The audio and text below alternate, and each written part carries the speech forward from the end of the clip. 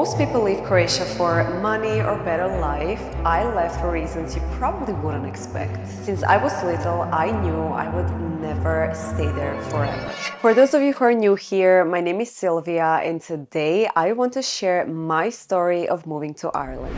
I was born and raised in Croatia, and I moved to Ireland when I was 20 years old, honestly, totally unexpectedly. Since I can remember, I always knew I didn't want to spend my whole life in Croatia. My first plan was actually to turn 21, work on a cruise ship, see the world, save some money, and then eventually settle in another country.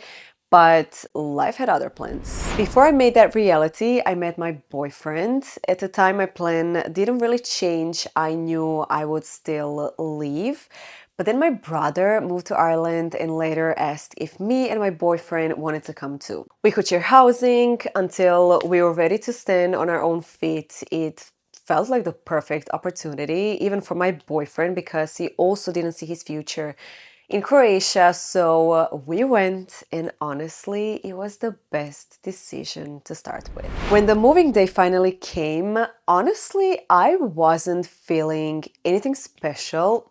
I swear it's because I was always so sure this was going to happen. It almost felt like I was already living that life in my head. My dad even woke me up that morning saying, "Wake up, you're going to Ireland." and I literally rolled over and went back to sleep.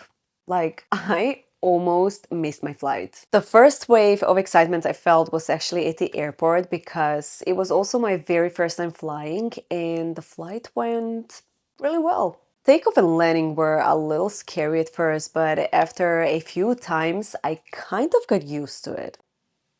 Kind of.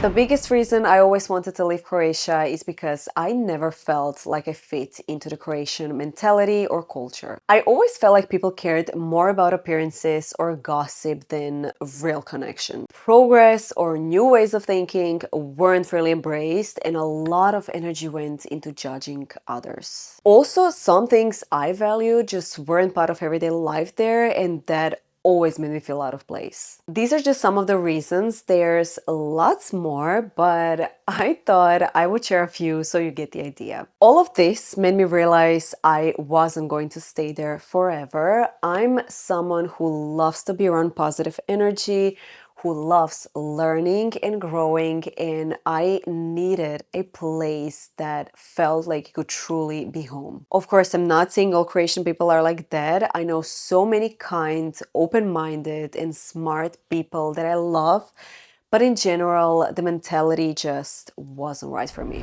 The hardest part about leaving everything behind was definitely leaving my little sister. We were so close, and honestly, she was the only person I struggled to say goodbye to. Other than that, I had no doubts and no fear. Moving abroad never felt like a question of if, only when. I was prepared, I was expecting it, and everyone around me always knew it was going to happen one day. So when I told my family and friends that I'm leaving, nobody was surprised. Coming to Ireland really filled some holes for me. Irish people are so much friendlier. Everyone's always up for a chat with you, no matter the place or time. When I first moved to Ireland, I was amazed that everywhere I went, people passing by on the street would greet me with the friendly, "Hi, how are you?" And at first, I was confused, like, what is happening? Do they know me? Because in Croatia, people usually don't do that unless they know you personally. After a while, I realized, no, that's just the Irish way, and I loved it.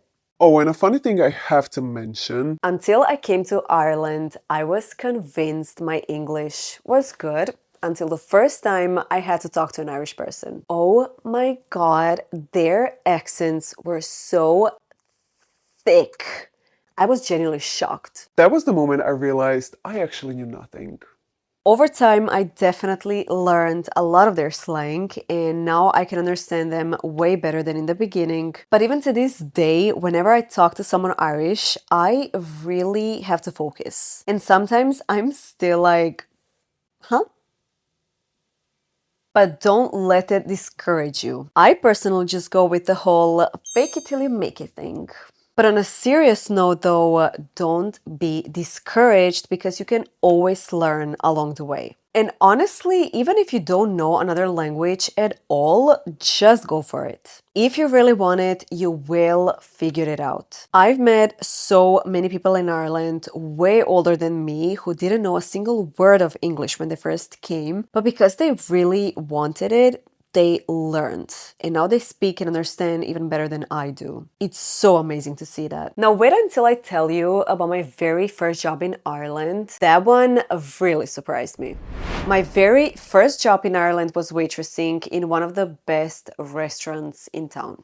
Honestly, in my experience, finding a job here is really easy. I got mine literally just 2 weeks after arriving in Ireland, and I hadn't even started looking the first few days. My boyfriend got his job literally within a few days, so at least from my experience, getting a job here is surprisingly quick and easy. Anyway, the restaurant was huge and very busy, but honestly, it felt so much easier than working in Croatia. The reason is that the bosses were different. They actually helped you instead of just bossing you around. You could agree on things and it felt respectful. Another reason is, like I already mentioned, the people coming into the restaurant were just so much nicer and incomparably pleasant. One of the biggest shocks at work was that after every shift, my boss would literally thank me for everything I did that day. At first, I didn't know how to respond. I was like, No problem. it just felt so weird because in Croatia, that just doesn't happen. But over time, I realized it wasn't weird, it was appreciation. And as a worker, that made such a difference. Now let's talk about food and stores. One of the biggest shocks was how little variety there was compared to Croatia. In restaurants, the menus often felt almost the same, with just a couple of differences. Unless you go to specific places like Italian or Mexican, the choices are pretty limited. The same goes for stores. I often feel like there just isn't a big variety of products here. It's not terrible, but it's something I noticed right away because in Croatia, I was just used to having more choice. And honestly, the food isn't always the best either. Sometimes it can be a bit bland or less flavorful than what I was used to back home. But of course, there are still some hidden gems if you know where to look. When it comes to apartments and rent, that was another shock for me. When I first arrived about 6 years ago, the prices were still affordable compared to now. So in the city where I live, a one-bedroom apartment was around 400 to 600 euro. Two bedrooms went for about 800 to 1000, and even houses with 3 or 4 rooms were somewhere between 1000 and 1300 euro. The problem was, even back then, there weren't a lot of apartments available, but at least the prices made sense. Today, it's a completely different story. The average rent now is around 2000 euro or more, and apartments are even harder to find. If something pops up for 1200 to 1400, that's considered extremely rare. And the worst part, most of these apartments and houses are honestly not even looking good. Landlords take advantage of the shortage and they will rent out literally anything. It's also very common to just rent one room in a house and share the space with strangers. If you're single, it's almost impossible to rent something on your own. My boyfriend and I were actually really lucky in the beginning. We managed to find a place that was below the average price at the time and really good for our needs. And we've stayed there since, which I'm super grateful for because I know how crazy the housing situation is now. But as stressful as rent can be here, it's nothing compared to what I'm about to tell you about healthcare. Healthcare in Ireland, okay, let me be honest, it's bad. You wait forever for appointments, sometimes literally years, unless it's an emergency. I personally waited 3 years to finally get a call from a doctor, and I finally got an appointment for what I needed at the time. It's just crazy. On top of that, you have to pay for everything and it's not cheap. And even when you finally get in, the quality can be questionable. I'll never forget one time when I was explaining my symptoms to a doctor and she literally started Googling them in front of me. I was stunned. I also heard a lot of similar experiences from others that were even worse than mine, so that was really shocking. Compared to Croatian healthcare, Croatia feels so much faster in a way. Back home, you usually get an appointment extremely quickly, but once you're there, you wait for hours in the waiting room. And I used to think that was the worst thing in the world until I came to Ireland.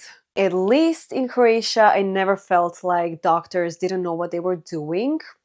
Here, I can't say the same. Of course, there are private clinics in Croatia if you don't want to wait so long. But even in the regular system, I never had the feeling that doctors were clueless. Of course, I know some people have had great experiences too, but overall, my personal experience hasn't been good.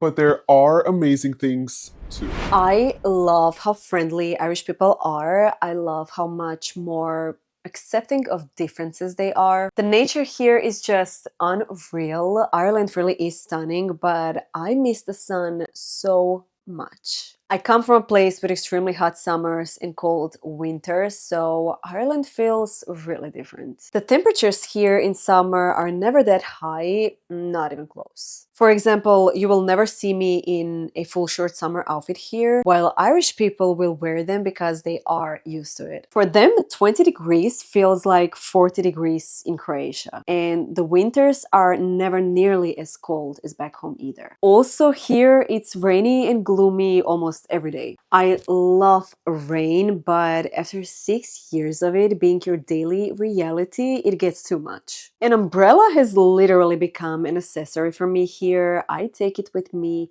every day, no matter where I'm going, because you never know what the sky is going to do. Still, I can't deny Ireland gave me experiences I will forever be grateful for, but I don't see myself staying here forever. It was definitely an amazing stepping stone, but I would love to try somewhere tropical one day. We'll see. I'm super excited to see where life is going to take me next.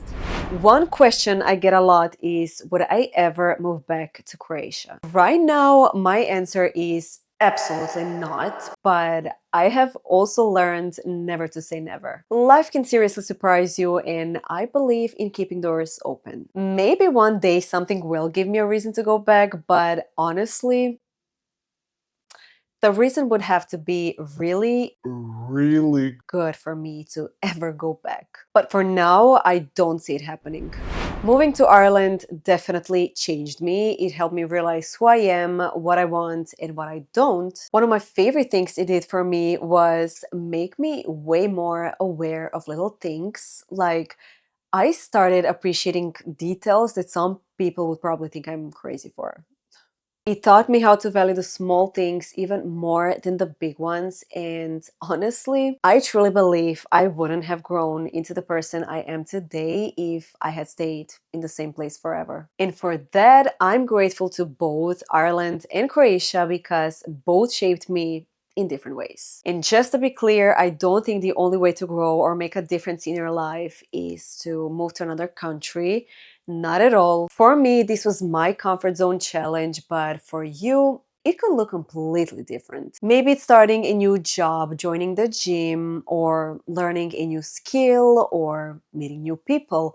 Whatever feels a little bit uncomfortable, but also exciting. That's when you're growing. Comfort zone looks different for everyone. The most important thing is that you are actually stepping out of it in your own way. Because the comfort zone is literally nothing else but a graveyard for your dreams and ideas. I believe in a quote, anything that doesn't challenge you, it doesn't change you. And that's just a fact. So if you needed a sign, let this be it.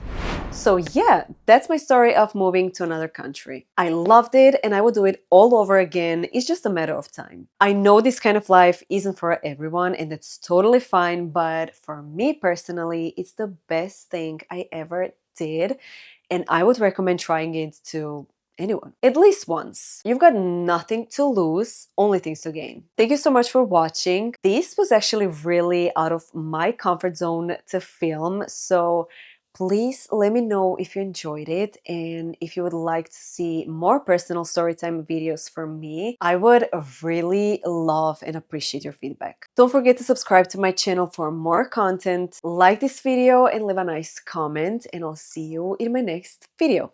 Bye!